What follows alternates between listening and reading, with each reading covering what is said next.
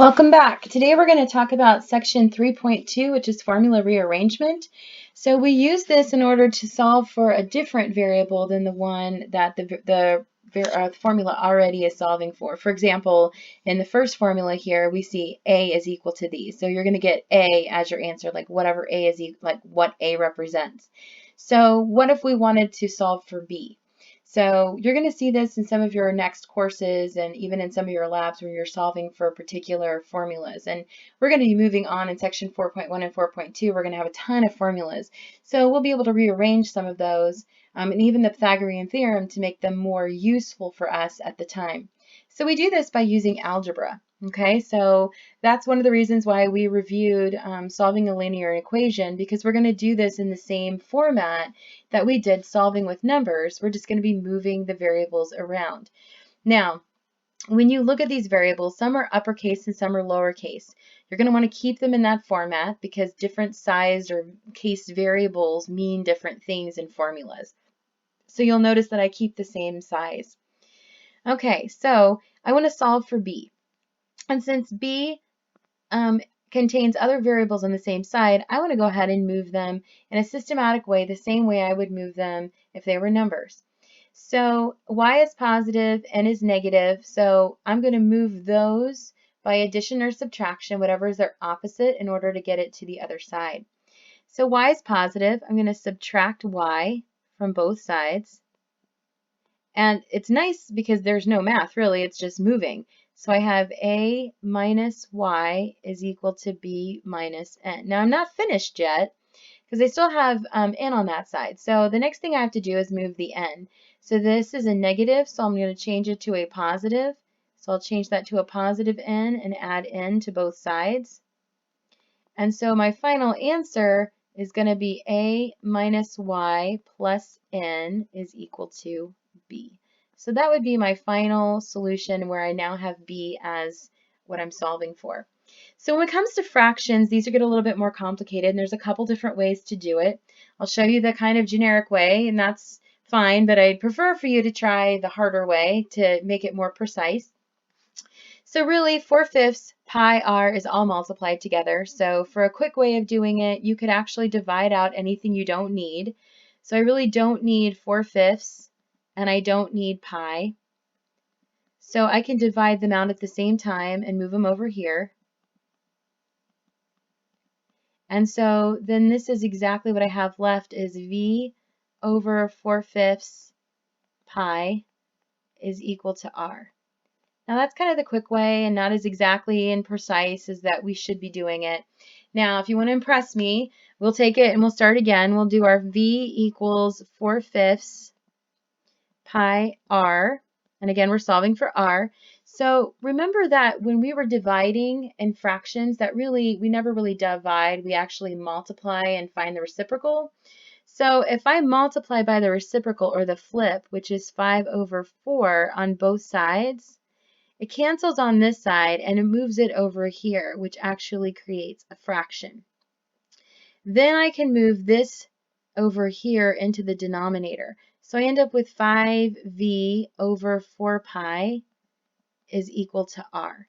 So they're both going to give you the same results. This one's a little bit more like, this is my star quality, like I'm super impressed if you do it this way kind of formula. Same for this one, a equals 1/5 base times height. So I can divide out the 1/5 and the h, the height, from both sides. And this cancels out, and I have a equals, or a over 1/5 h equals my base. So I can do that. That's okay. Again, or if you want to be impressive, then we think about the formula 1/5 bh, and I multiply by the reciprocal, which is going to be in this case 5/1, and that cancels. And then I do my 5/1 over here, which just actually makes that 5a. So then I have 5a is equal to that base times height, and I just divide out the height. And so my final answer is 5a over h is equal to b. So that's the more impressive, like you really impressed me. but they're both accurate, so I would take either answer. Okay, so for this force equation, again, or formula, it's pretty basic. You've just got force is equal to mass times acceleration, and you're just going to divide out whatever you don't want since they're multiplied. So I want to keep the m, so I'm going to divide by a on both sides. And so I have F over A is equal to m as my final solution. For this one here, I have kind of multi-step, just like an equation where I have some things that are multiplied, some things that are added and subtracted. So again, I just want the m. I don't want anything else with it. So I'm going to start always by moving anything that's added or subtracted. So I'm going to subtract 2p. I don't need any of this to remain on this side, so I can subtract the whole unit. This cancels. I have y minus 2p equals 2m.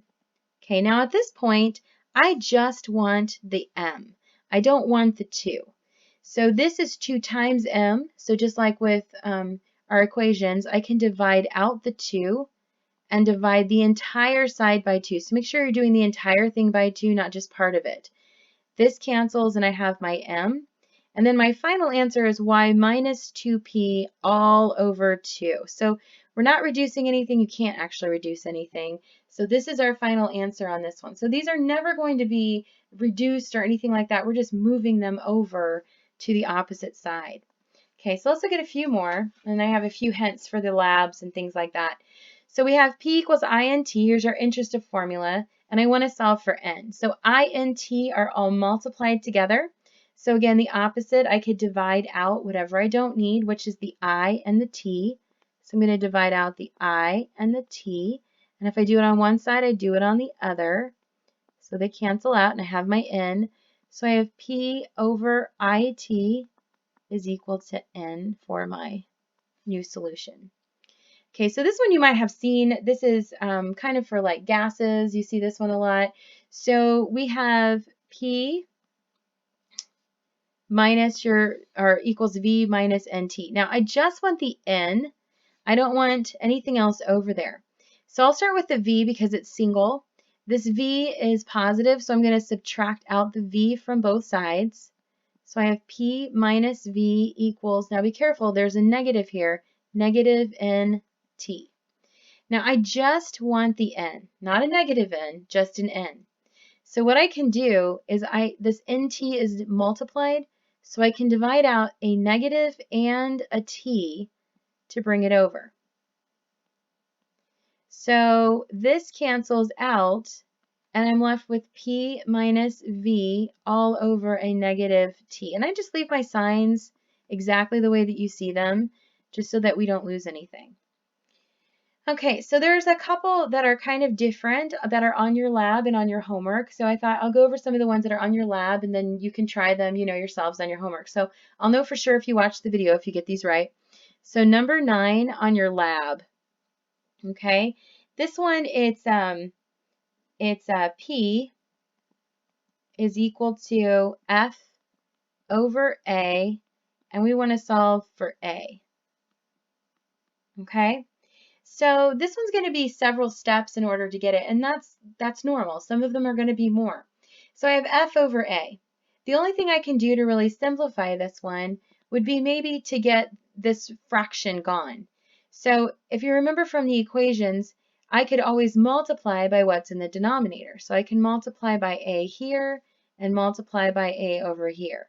So this cancels, and I now have AP or PA, however you want to write it, is equal to F. Now, this isn't my answer because I want it for A. So I need one more step, and this is AP, which is multiplied. So I can divide both sides by P, and now I have A. So A is equal to F over P. So this is going to be one you're going to want to kind of look at because you're going to see this kind of problem in your lab and your homework. Okay, let's look at number 18 in your lab. And this one kind of is in the section that introduces the idea of Greek letters. So in a lot of the classes or a lot of the things you guys are going to be doing, especially if you're going into any kind of electrical, they're going to be using Greek letters in order to represent some of your variables or some of your constants. So I've got a whole section on there, and yes, you do need to write out the Greek letter and the word, so however many times in both the lab and the homework, because I want you to become familiar with them. So number 18 on the lab is y equals x times your beta plus epsilon, okay? And we're going to solve for beta, okay? So you're going to get used to writing these symbols. So if I want to solve for beta, again, I'm going to do the same thing where I'm going to subtract my epsilon from both sides. So it works the same. Okay, so I have y minus epsilon equals x times my beta. Okay, so then I just want the beta, so it's x times beta. So I'm going to divide by x on both sides, make sure it's the entire piece. And so my final answer is going to be y minus epsilon, oops, not an equals, y minus epsilon all over x is equal to my beta. So that would be my final answer.